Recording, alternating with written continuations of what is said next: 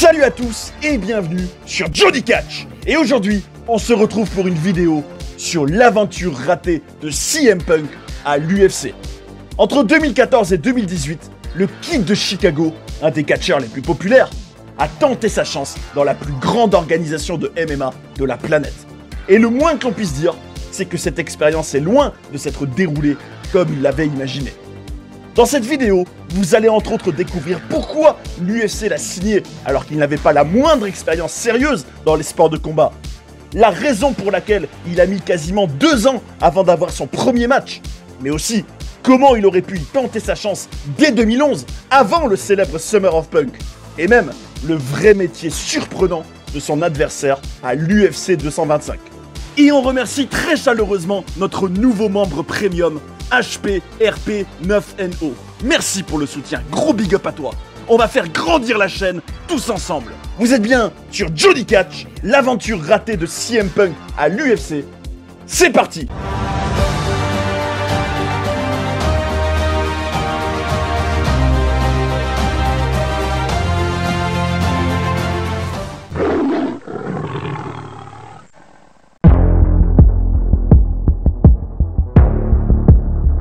Pour bien comprendre comment CM Punk est arrivé à l'UFC, la plus grande organisation de MMA du monde, c'est important de connaître le contexte qui a mené à sa signature dans la compagnie de Dana White.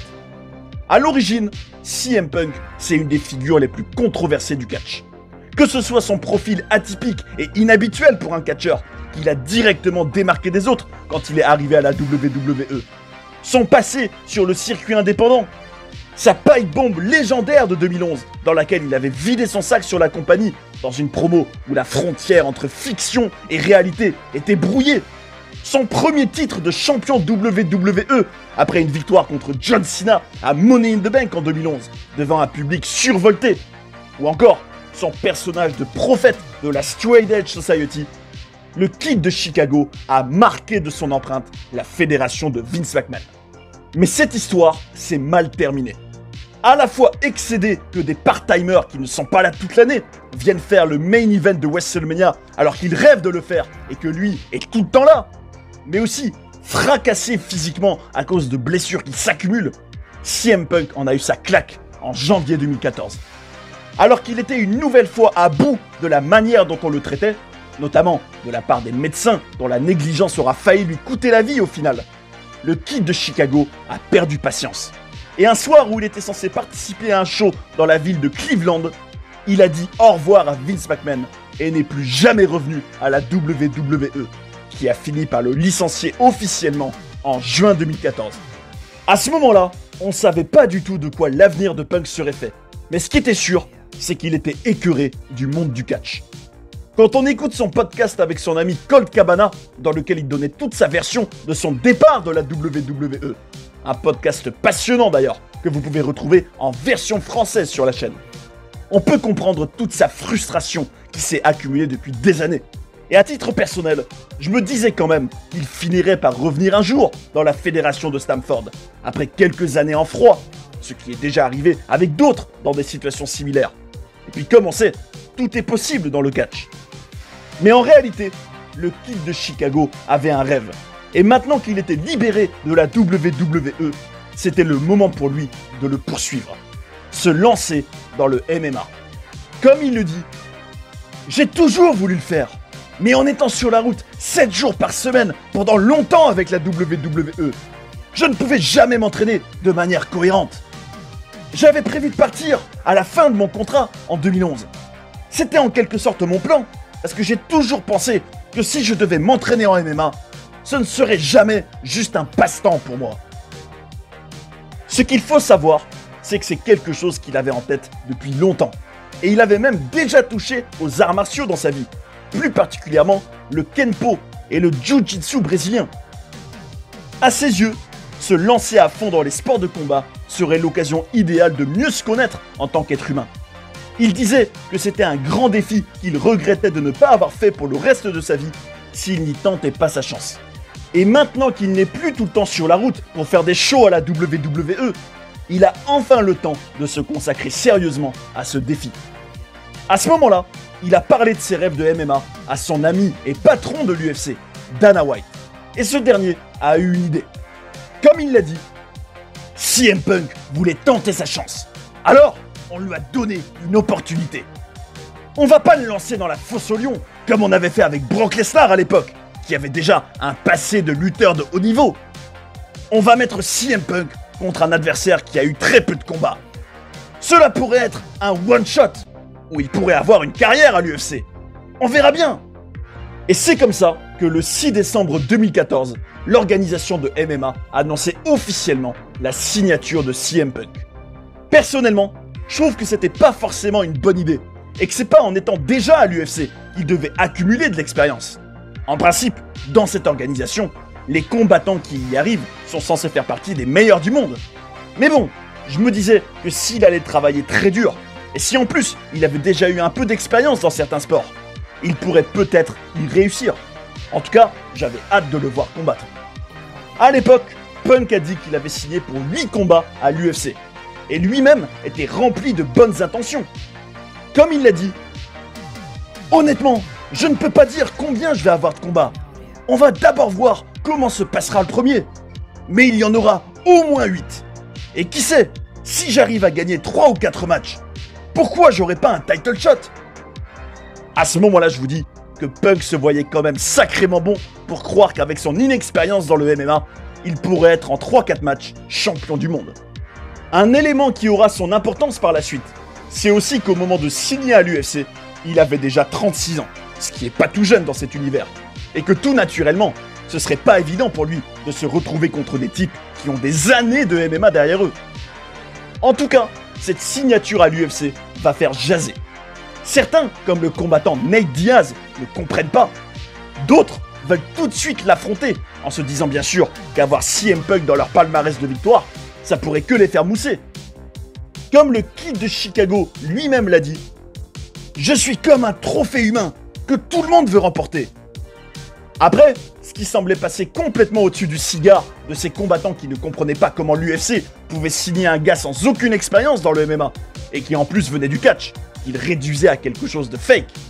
C'est l'opportunité que toute cette histoire représentait aussi pour Dana White. Parce qu'effectivement, alors qu'au départ, Punk se voyait plutôt démarrer dans des petites organisations, c'est l'UFC qui a voulu le faire venir directement, pour une raison très simple, se faire de l'argent grâce à sa notoriété. Il ne faut pas oublier qu'en 2014, le départ de CM Punk de la WWE a fait grand bruit, que les fans chantent encore son nom dans les arènes, et qu'il était sans aucune hésitation un des catcheurs les plus populaires. Alors forcément, l'UFC allait pouvoir profiter de sa célébrité pour vendre des pay-per-view et se remplir les poches. Et à cette époque, c'était une signature très bienvenue, on va dire. Parce que figurez-vous qu'en 2014, les ventes de pay-per-view étaient au plus bas depuis 2005. C'est une période où Brock Lesnar, qui avait été l'attraction principale de l'UFC jusqu'en 2011, n'était plus là. Où la légende Georges Saint-Pierre avait pris des distances avec le MMA. Où le grand Anderson Silva était sur le déclin à cause de blessures. Et où Conor McGregor n'était pas encore la star qu'il allait devenir. C'est une époque où on peut dire que la combattante Ronda Rousey était un peu la seule star. Et clairement, l'UFC avait besoin de grands noms pour vendre ses pay-per-view. CM Punk ne pouvait donc pas mieux tomber pour eux. En tout cas, après sa signature, le Kid de Chicago allait s'entraîner intensément dans la team de Duke Roufus, un coach qui entraînait des combattants de haut niveau, tels que Tyron Woodley et Anthony Pettis. Punk raconte qu'il devait sans arrêt répéter des exercices pour développer sa mémoire musculaire, que c'était bien plus difficile qu'on peut l'imaginer, qu'il avait plein de compétences à apprendre, puisqu'il partait quasiment de zéro. Alors que tout le monde s'attendait à le voir combattre en 2015, des blessures vont venir ralentir tout le processus, notamment une à l'épaule. Et c'est seulement en septembre 2016, quasiment 2 ans après sa signature, il sera enfin prêt à avoir son premier combat à l'UFC.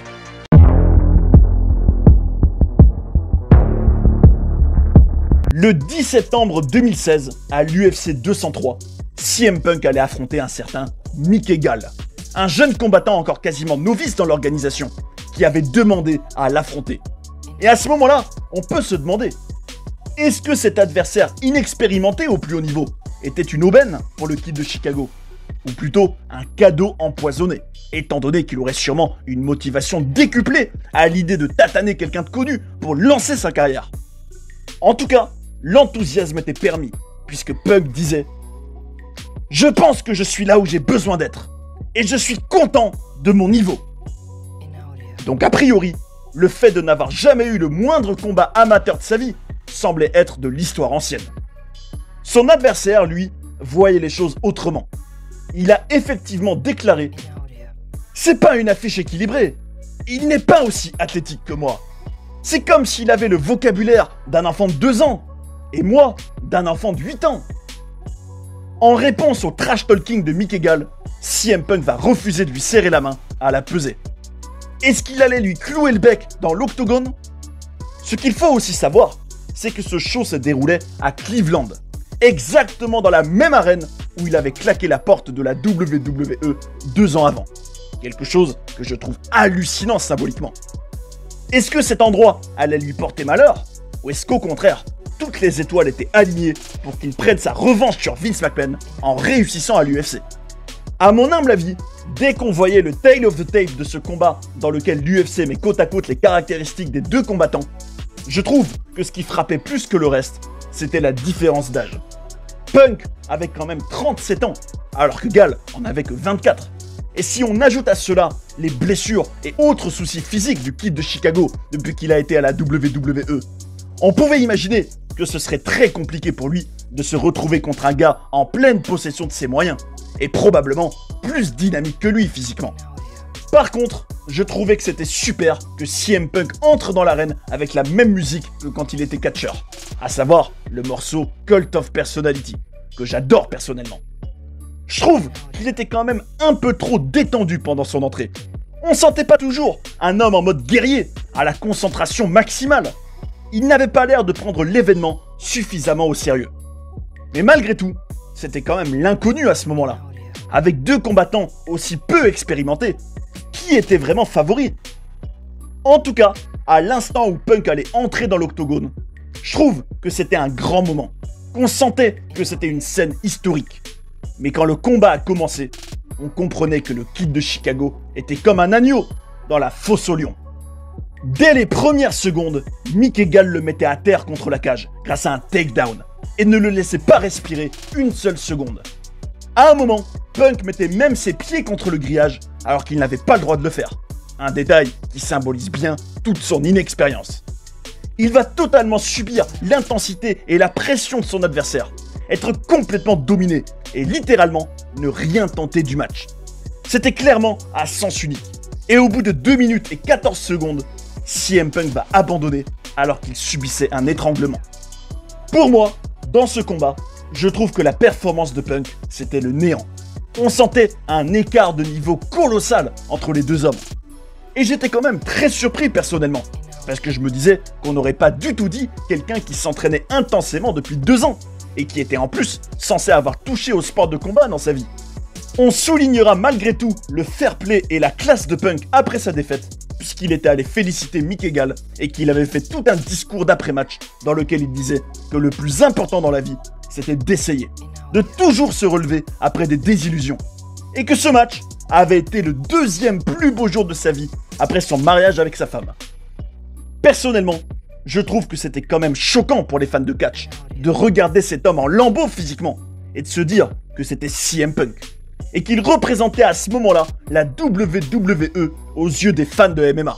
Ce qui n'était pas très flatteur, il faut bien le reconnaître. À la conférence de presse, il sera ému aux larmes. Et la question qu'on pouvait se poser, c'était quelle est la suite pour CM Punk maintenant à l'UFC? Est-ce que Dana White va accepter de lui donner une 2e chance? En tout cas, au niveau financier, le Kid de Chicago n'était pas à plaindre, puisqu'il va toucher la somme de 500 000 $ pour ce match, là où son adversaire, qu'il a terrassé, n'en a touché que 30 000, avec un bonus de 15 000 $ pour sa victoire. Un tel déséquilibre, au vu de l'écart de niveau dans l'octogone, peut laisser perplexe. Tout comme le fait d'avoir eu la chance de combattre dans ce pay-per-view, alors que d'autres plus talentueux n'ont pas cette chance. Mais Dana White justifiera tout cela par les ventes de pay-per-view que CM Punk rapporte à la compagnie. Mais justement, est-ce que cette UFC 203 a bien marché? Est-ce que le Kid de Chicago a eu un vrai impact sur les ventes de pay-per-view? Ce qui était le but de sa signature à la base? Tout est relatif, vu que l'événement générera environ 450 000 achats de pay-per-view, ce qui est loin d'être impressionnant. À titre de comparaison, Brock Lesnar avait dépassé 2 fois le million d'achats à son âge d'or. Mais malgré tout, en 2016, c'était le meilleur chiffre de l'année pour un show dans lequel il n'y avait pas Conor McGregor, et qui n'était pas non plus un événement spécial comme l'UFC 200. On a estimé après le combat qu'étant donné que le main event de cette carte était porté par le champion poids lourd Stipe Miocic, et que ce dernier avait suscité environ 300 000 achats de pay-per-view dans ce match précédent, le Kid de Chicago avait rapporté environ 150 000 achats supplémentaires par sa présence, ce qui représentait approximativement 5 millions de dollars pour l'UFC. Malgré cette défaite décevante et la performance peu convaincante de CM Punk, Dana White va alors donner une deuxième chance à son ami. Mais cette fois-ci, l'ancienne superstar de la WWE devra se montrer à la hauteur de ce moment de vérité.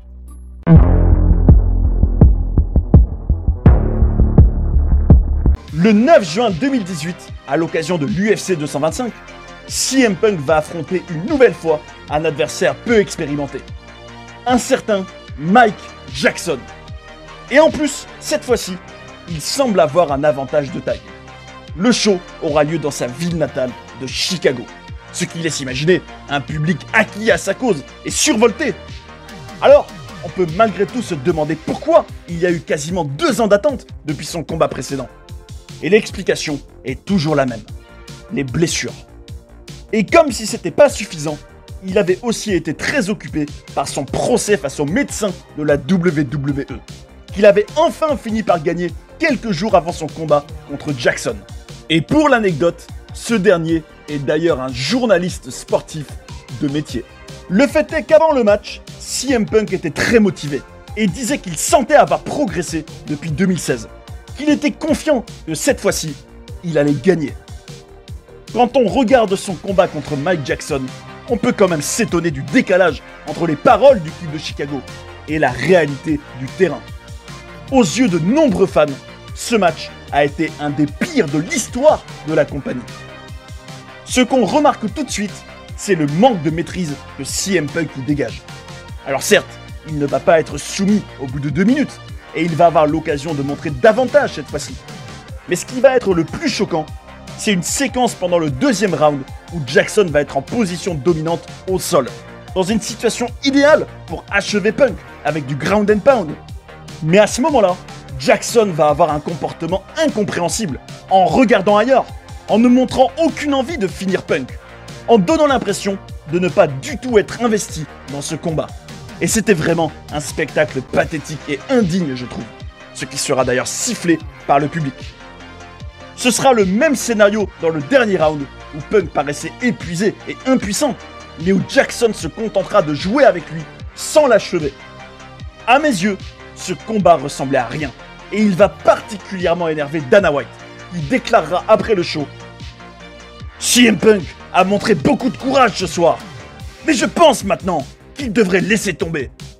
Quant à Mike Jackson, il s'est comporté comme un guignol dans ce match. Il a la chance de combattre CM Punk, mais il n'a jamais donné l'impression qu'il voulait vraiment finir le combat. C'est un imbécile, et j'avais hâte que le match se termine. Le moins que l'on puisse dire, c'est que Dana White n'avait pas passé un bon moment devant ce combat. Et les ventes du pay-per-view ne vont pas non plus l'inciter à croire une nouvelle fois en CM Punk, puisqu'il n'y en a eu que 250 000 au total. Ce qui au final n'avait rien d'exceptionnel, et était bien loin du million que Conor McGregor dépassait régulièrement. Une maigre consolation viendra quelques temps plus tard pour Punk, lorsque cette défaite sera changée en no contest, étant donné que Mike Jackson avait été contrôlé positif à la marijuana le soir du combat. Mais le fin mot de l'histoire, c'est qu'après 2 pauvres matchs en 4 ans et des prestations largement insuffisantes, l'aventure de CM Punk à l'UFC était déjà terminée.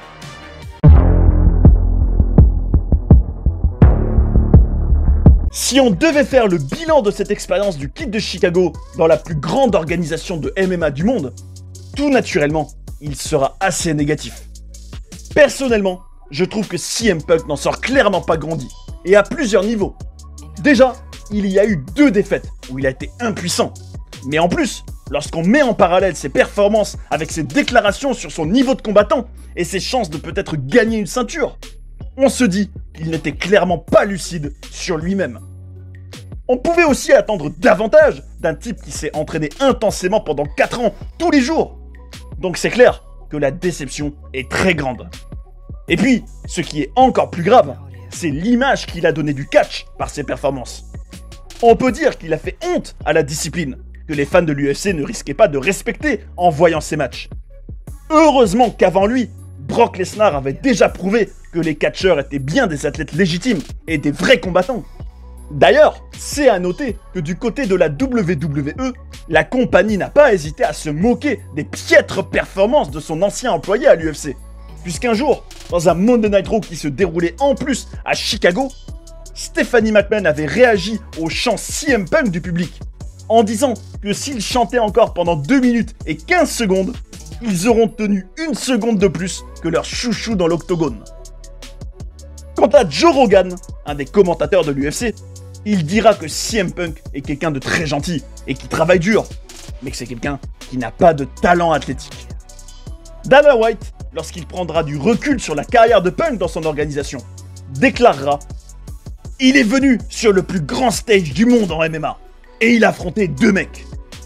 Beaucoup de personnes lui crachent au visage, mais j'ai envie de leur dire « Faites pareil que lui, venez dans l'octogone, affrontez l'un de ces gars, et on verra bien. C'est simple de rester assis dans son petit salon et de lui en mettre plein la figure sans arrêt.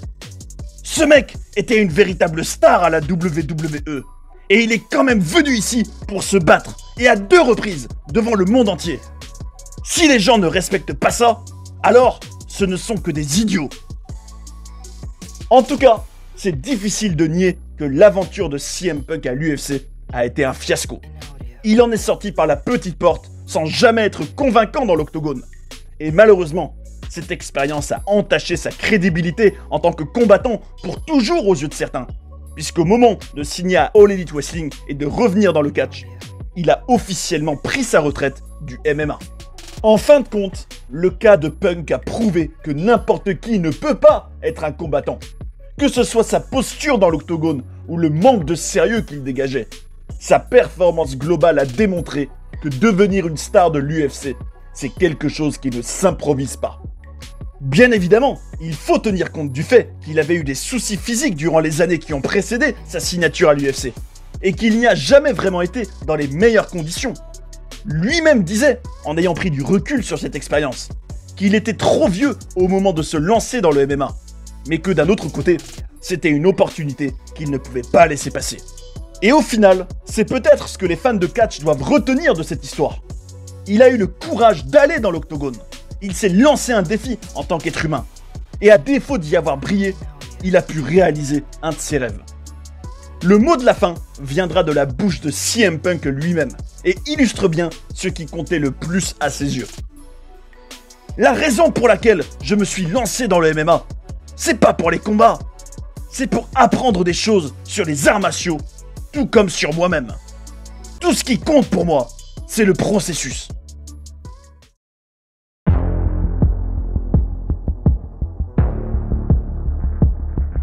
Le pitbull va tuer le chiot. C'est comme ça que ça marche.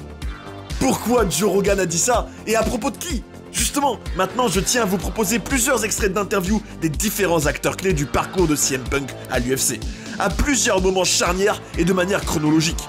Sa signature, la préparation de son premier combat et les réactions juste après, et la même chose pour le deuxième. Et vous allez voir que c'est très intéressant à entendre avec du recul et à comparer entre eux. La carrière de CM Punk à l'UFC à travers des interviews, c'est parti!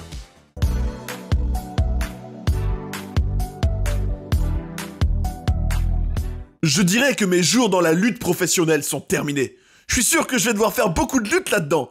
C'est vraiment génial d'être ici. Vous savez, c'est quelque chose qui me trotte dans la tête depuis très très longtemps. J'ai une formation en Kenpo, je fais du Jiu-Jitsu brésilien de temps en temps depuis très très longtemps. Mais l'idée de pouvoir entrer dans l'octogone, découvrir ce qu'il y a en moi et me tester est une opportunité que je ne pouvais pas refuser. Je ne pense pas que je serais capable de vivre avec moi-même si je n'essayais pas. C'est ma nouvelle carrière, à 100%. Je vais y aller à toute vapeur. Tout démarre aujourd'hui et ça va être amusant. Je n'ai que du respect pour tout le monde ici à l'UFC. Tous ceux qui entrent dans l'octogone pour se battre. En fin de compte, quand j'aurai fini, tout le monde devra me respecter car je suis venu ici pour me battre. La chance est pour les perdants, Joe Rogan. Merci beaucoup.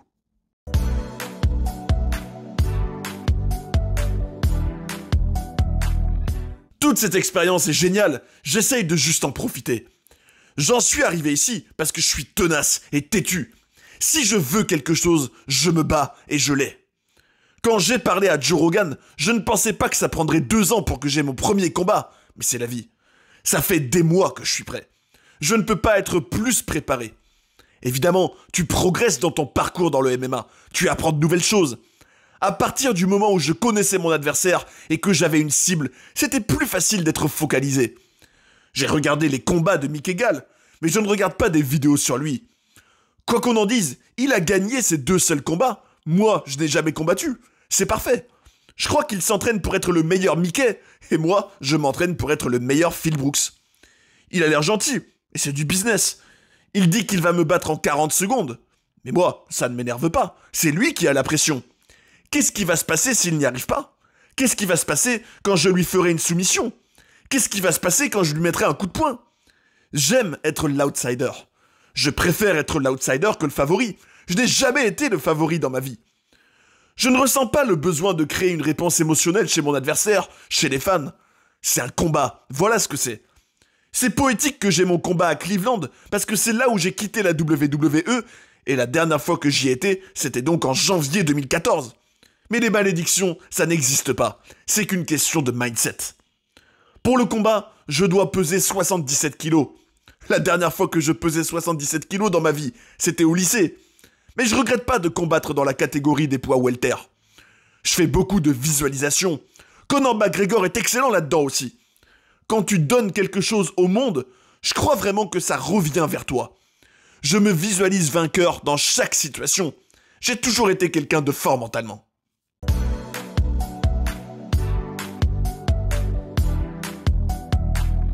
Ça faisait 6 mois que j'attendais ce combat. CM Punk est un acteur phénoménal. Il aurait pu jouer la comédie et cacher son jeu. Mais je savais que mes armes allaient battre les siennes.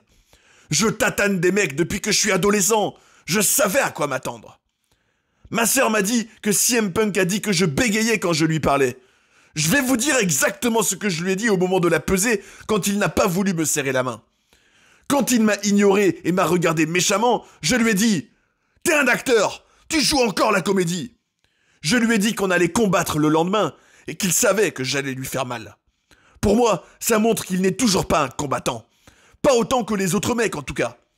Les gars qui ont vraiment donné leur sang, leur sueur et leurs larmes, ils te serrent la main et vous vous donnez du respect parce que vous savez ce que vous avez tous les deux traversé. Il y a une fraternité.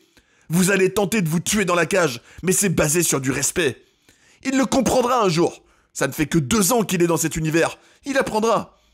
Je pense que CM Punk devrait prendre du temps maintenant. Mais il y a encore de l'argent à se faire avec lui. Il est encore une star.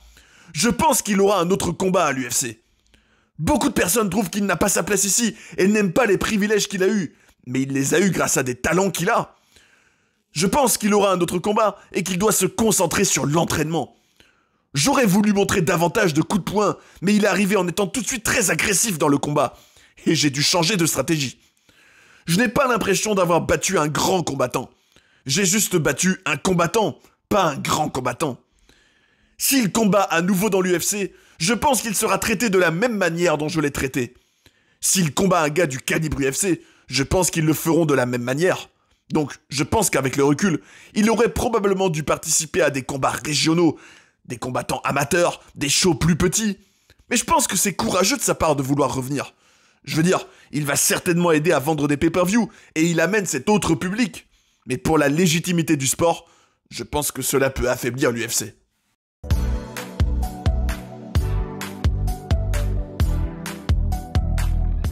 Le processus était magique. Je suis extrêmement déçu, mais à part le résultat, je ne changerai rien à tout ce qui s'est passé. Quand j'étais dans l'octogone, j'ai jamais pris autant de plaisir. C'était le 2e plus beau jour de ma vie, et le premier c'est le jour où j'ai épousé ma femme. Mon plan était vraiment d'être agressif et de tout le temps aller de l'avant. Je ne sais pas ce qui va se passer maintenant. Je vais peut-être être viré. C'est possible. Je veux pas que ça arrive. Moi, je veux continuer. C'est comme si je venais de tomber d'un vélo. Je vais pas le laisser par terre au milieu de la rue. Je vais remonter dessus et continuer à rouler. Je dois retourner travailler dur.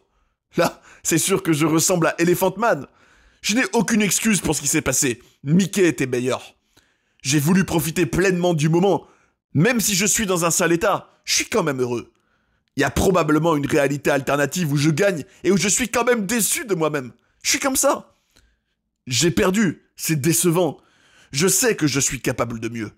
Ma femme m'a juste dit qu'elle était fière de moi.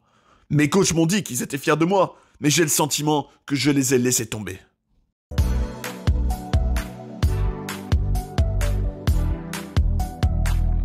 J'aime ce type, c'est un bon mec. Il va avoir une autre chance, je vais lui donner. C'est un cas complètement différent de la plupart des êtres humains normaux. Donc, je vais lui donner une autre chance. C'est un gars super sympa. C'est l'une des personnes les plus faciles avec lesquelles j'ai eu affaire.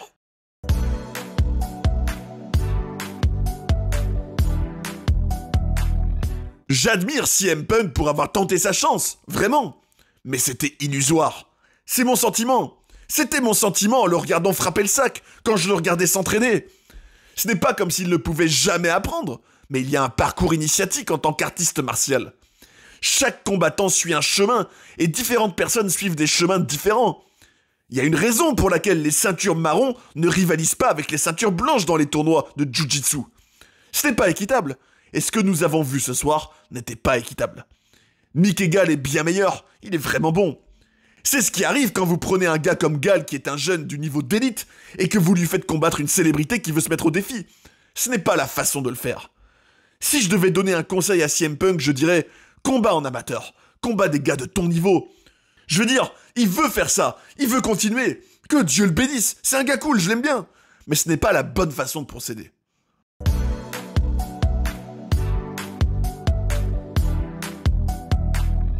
Après mon premier combat que j'ai perdu en 2016, je savais que je combattrais à nouveau.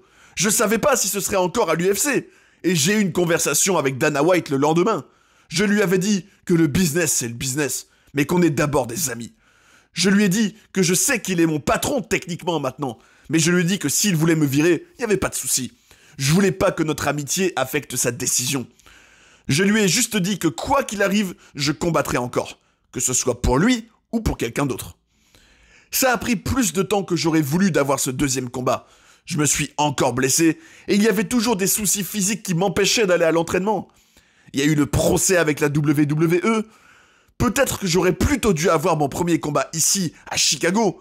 Mais je pense que tout arrive pour une raison. Dans cet univers, tout finit par s'aligner, et c'est très bien. Par rapport aux fans de MMA qui ne me respectent pas, je pose une question. Est-ce que j'aurais obtenu le respect des fans si j'avais gagné mon premier combat ? Je pense que quoi que je fasse, je ne gagnerai pas le respect des fans. Il y a des personnes qui sont juste négatives et qui prennent du plaisir dans la souffrance des autres. Et ça en dit plus sur eux que sur moi. À moins qu'ils changent. Je ne vis pas ma vie pour l'opinion des autres. Machin dit que je ne devrais pas être sur la carte principale. C'est qui dit ça ? Ma femme ? Mon coach ? Mes coéquipiers ? Non. Alors pourquoi j'y attacherais la moindre importance ? Je n'attache pas d'importance au trash talking de Mike Jackson. Je le connais pas. Il y a beaucoup de rivalités et de personnes qui sont manufacturées dans le MMA. Et je suis pas comme ça. Et c'est ironique, parce que dans l'univers du fake, personne n'est meilleur au trash talking que moi. Ça sert à rien. On va se battre samedi. Rien ne parlera plus fort que les résultats et le potentiel que je sais que je suis capable de montrer. Pour le premier combat, il y a plein de choses que j'ai acceptées. Il y avait le documentaire, des photos, des interviews, etc. Mais cette fois-ci, j'ai dit non. Machin veut venir à la salle et me filmer ? Non. Je veux juste me focaliser sur moi. J'ai aidé des coéquipiers quand il s'agissait de perdre du poids ou de se préparer pour un combat. Et puis avant, personne ne laissait qui que ce soit filmer leur sparring. Vous n'avez pas besoin de le voir. Je comprends que les médias aient besoin d'images. Peut-être la prochaine fois, mais pas cette fois-ci. Je pense que je suis meilleur que le CM Punk de 2016 dans tous les aspects. Comment je pourrais ne pas m'être amélioré ? Le premier combat, je n'étais pas nerveux, j'étais tellement détendu. Mais là, rien qu'en parlant, je deviens nerveux. Y a pas de mal à être nerveux, à avoir peur. Je suis nu face au monde entier. Je me suis fait tataner la dernière fois. Et là, j'essaye une nouvelle fois, dans ma ville natale en plus. C'est quelque chose. Honnêtement, je ne sais pas si je recombattrai après mon combat contre Mike Jackson. Instinctivement, je voudrais dire que oui, je recombattrai. Mais là, je suis uniquement hyper concentré sur samedi soir. Pour mon premier combat, j'avais des visions, et dans certaines visions, je perdais. Mais cette fois-ci, même si j'essaye de m'imaginer dans une situation difficile, rien de négatif en sort. J'essaye de trouver une manière de comment me relever. Je visualise ce combat, et je ne vois pas de dénouement négatif pour moi.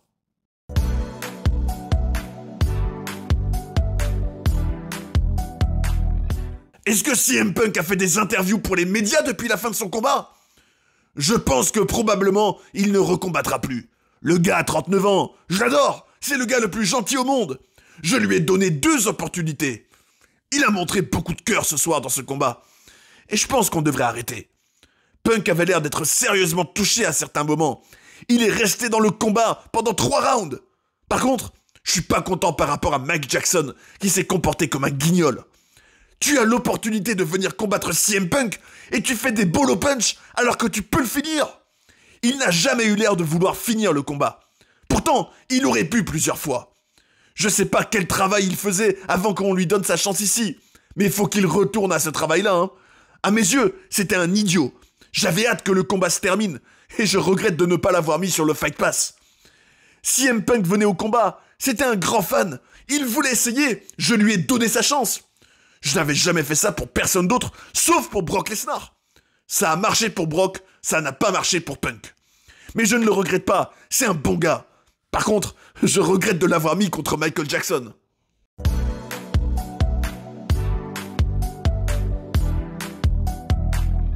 J'ai dit avant le combat à tout le monde que mon objectif était de le tataner suffisamment pour qu'il ne veuille pas retenter sa chance. Et c'est ce que j'ai fait. Je ne voulais pas le blesser. Dana White et les fans de MMA, vous êtes des sauvages.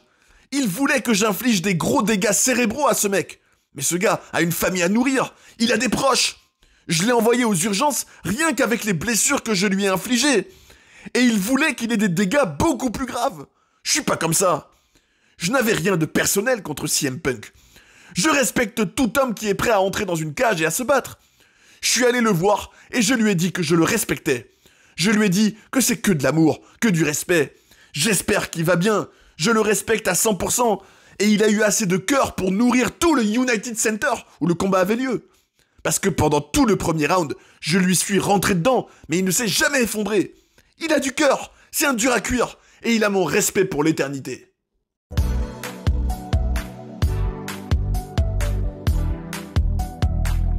On est juste honnête, c'est un mec très gentil.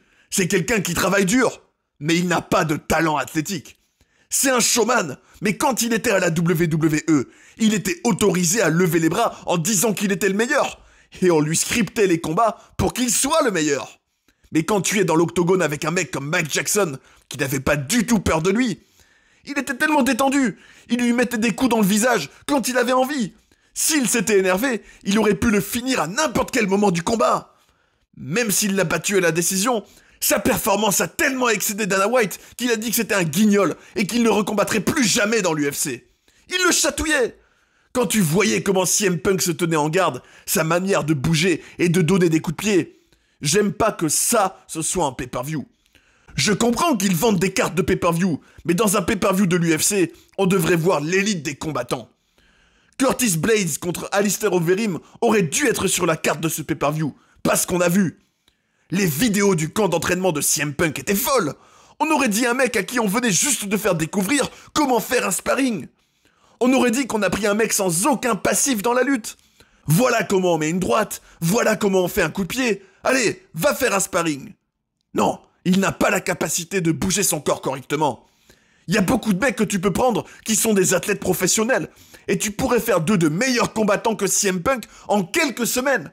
Facilement. Parce que c'est des athlètes. Ils comprendraient comment gérer leur équilibre, comment envoyer un coup de poing. CM Punk n'a pas le moindre talent, c'est tout. Peu importe la raison, que ce soit son approche, son intensité. Ce n'est pas un problème de coaching. Son coach, c'était Duke Roufus, nom d'un chien. Duke est quelqu'un de génial. Il a fait de son mieux. Qu'est-ce qu'il y avait de plus à faire? Tu dois pouvoir travailler avec quelque chose à la base. C'est bizarre, parce que CM Punk et Mike Jackson ont tous les deux d'abord affronté Mick Egal. Quand j'ai vu combattre Mick Egal, et que j'ai appris qu'il allait affronter CM Punk, je me suis demandé qui avait bien pu dire oui à ce combat. C'était sûr à 100% qu'il y aurait des dégâts cérébraux. Quand je disais ça, quand je disais que CM Punk n'avait aucune chance, les fans étaient énervés contre moi. Mais je fais mon métier, c'est mon travail d'analyser les combattants. C'est comme si j'avais un pitbull et que je le mettais dans une cage avec un chiot. Qu'est-ce que tu penses qui va arriver? Le pitbull va tuer le chiot, c'est comme ça que ça marche. Le chiot ne va pas peut-être l'attraper et réussir à faire quelque chose. Non, écoutez-moi, je vous dis à quel point ce match-up est mauvais.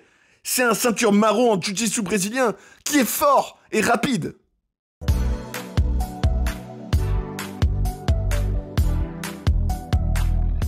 Pendant la préparation de ce combat, j'ai passé beaucoup de temps sur mon procès avec la WWE. Ça m'a peut-être un peu plus fatigué, mais ça m'a rendu fort mentalement. Vous savez, un de mes coéquipiers à l'entraînement, Belal Muhammad, s'entraîne pendant le ramadan. Il ne mange pas du lever au coucher du soleil. Et pourtant, c'est un des gars les plus bosseurs de la salle. C'est inspirant. Il n'y a pas de futur pour CM Punk dans le catch en tout cas. Je suis quelqu'un de très honnête et je suis transparent avec les médias. Je ne veux plus catcher. Le procès est derrière moi maintenant. J'ai choisi d'éviter de faire des interviews pendant toute la phase où je m'entraînais. J'aime pas qu'on me regarde m'entraîner, à part mes amis et ma famille, et mes coéquipiers bien sûr. Je pense qu'il faut préserver un certain mystère. Moins il y a des images de toi dans tes combats en sparring, mieux c'est. J'aime être dans le silence radio. C'est bon pour mon âme. Si Dana White me vire, je le comprends. C'est une décision de business, c'est pas personnel. Mais moi, je combattrai ailleurs. Et voilà pour ces extraits d'interviews de CM Punk, Dana White, Joe Rogan, Mick Egal et Mike Jackson. On a pu voir que le kid de Chicago était plein de bonnes intentions dans son parcours, ce que Dana White a apprécié, mais qu'il s'est heurté à la réalité de son niveau comparé à celui de combattant d'élite, quelque chose que Joe Rogan a tout de suite prédit. Et malgré sa déclaration finale, CM Punk n'a pas continué. Et on ne peut constater qu'une seule chose.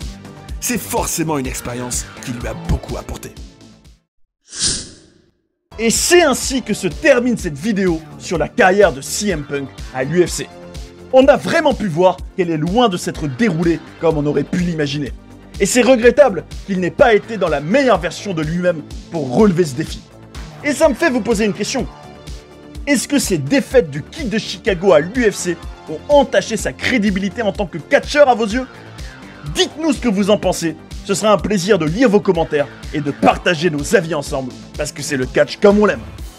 Si vous respectez le courage de CM Punk d'avoir été dans l'octogone, exposez-moi la barre de like, partagez la vidéo et abonnez-vous pour ne pas rater les prochaines. C'est le meilleur soutien pour la chaîne. Merci beaucoup à ceux qui l'ont fait et à ceux qui le feront. On est ensemble. Prenez soin des vôtres et à bientôt sur Jody Catch.